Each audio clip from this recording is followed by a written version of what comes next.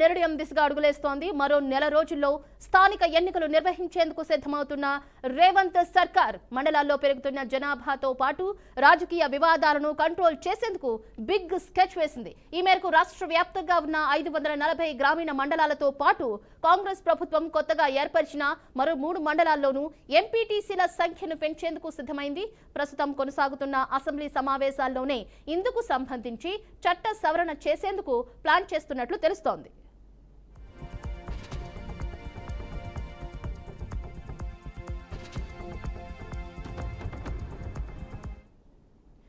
ఇదే అంశానికి సంబంధించి మరింత సమాచారాన్ని మా ప్రతినిధి శ్రీనివాస్ ఫోన్ ద్వారా వివరిస్తారు. Srinivas, good morning సత్యందన.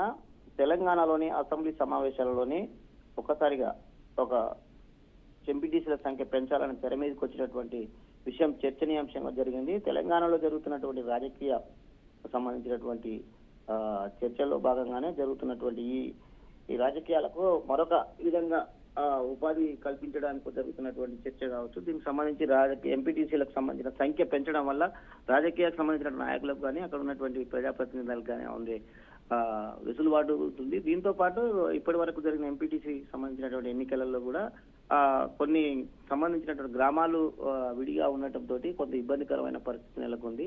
అదే విషయాన్ని చూసుకున్నట్లయితే ఒక గ్రామానికి ఉండాల్సినటువంటి ఎంపీటీసీలకు సంబంధించి ఓకే, రైట్.